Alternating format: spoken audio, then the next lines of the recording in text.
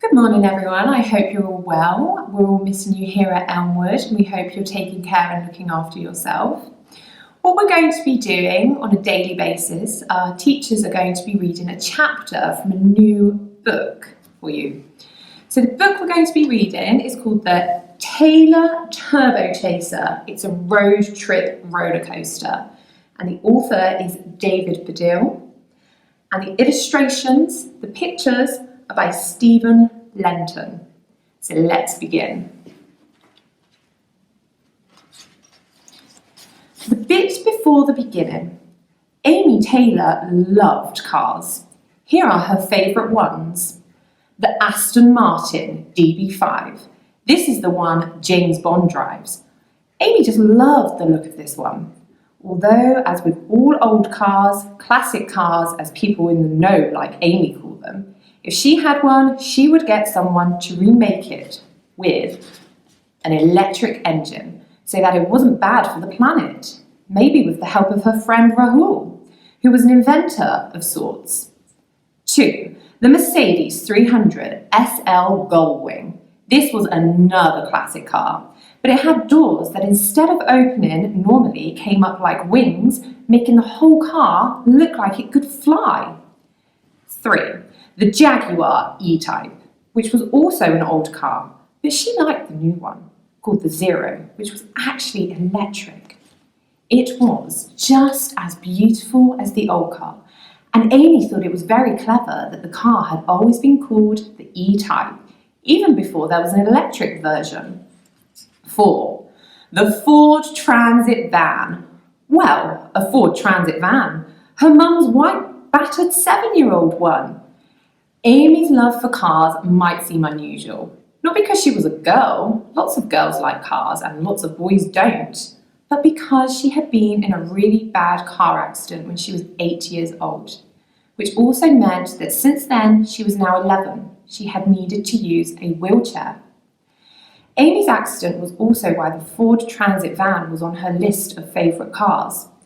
As a petrol head, that's slang for car fan, she knew it wasn't up there with the Aston Martin and the Gullwing, but she also knew that her mum had spent a lot of time and money converting this old, a bit like matter from Cars wagon, into something that could transport Amy and her chair, and her very, very teenage boy brother, Jack. You'll meet him in a bit. This made the van one of a million reasons why Amy loved her mum. She often felt an especially huge love for her mum as she easily wheeled her chair up the ramp that came out of the back of the van. "Thanks, Mum," she'd say as she rolled up into the back of the transit van. "Look, I can do it one-handed." Actually, that isn't true. Or rather, it isn't true any longer. Amy used to be able to wheel her way easily up the ramp into the van, but not anymore. The problem wasn't with her or the van, it was with her wheelchair. For some time now, the right wheel had not pointed in the same direction as the left wheel, which meant that Amy sometimes felt like she was trying to get around in a supermarket trolley.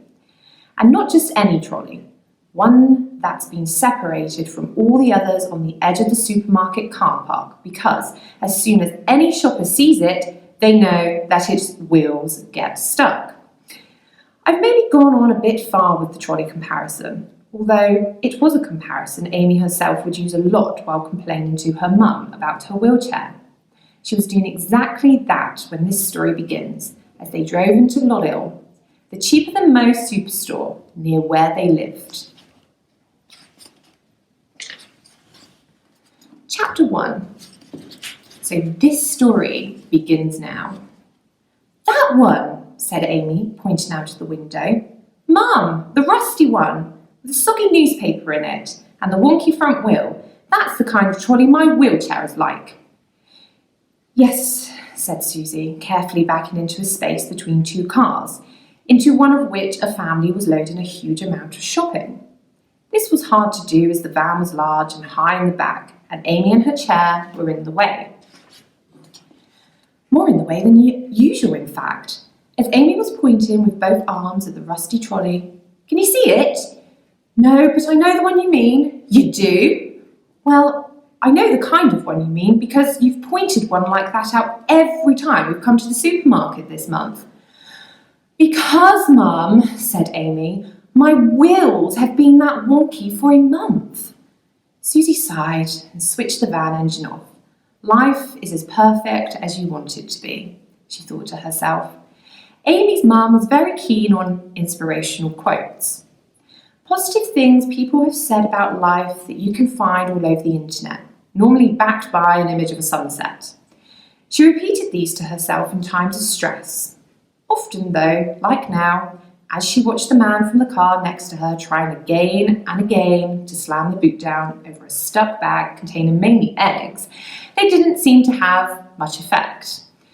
Susie got out of the driving seat, went round the back of the van, opened the back doors on which Amy had stuck an ironic hot rod sticker that she'd got from a car magazine called Fast Wheels, and pressed a button. The ramp folded out for Amy to wheel down. Amy turned the chair round to face her mum, but then she carried on turning it away from her in a circle, and then another circle, and then another. When she wanted to, Amy could turn her chair very, very fast. I can't stop it, Mum, she called out. The wheels are doing it by themselves. Help me, help me, help me. Susie watched her with an eyebrow raised. She wondered about just letting her daughter get very, very dizzy and sick. But eventually, after 6 turns, and no sign of either the pretend screaming stopping or the circling slowing down, she said, All right, okay, you win, Amy. I'll talk to your dad. We'll get you a new chair. Amy stopped and smiled. She reached into her pocket and took out a piece of paper on which was printed a picture from the internet. Thanks, Mum, she said excitedly. Here's the one I want. So that's it for today. What I'd like you to think about is, what's the name of the main character in the book? Can you remember her name? And what is it she really, really wants? And if you're feeling up to it, could you design me a picture of your dream car? I look forward to seeing you again sometime soon. Bye.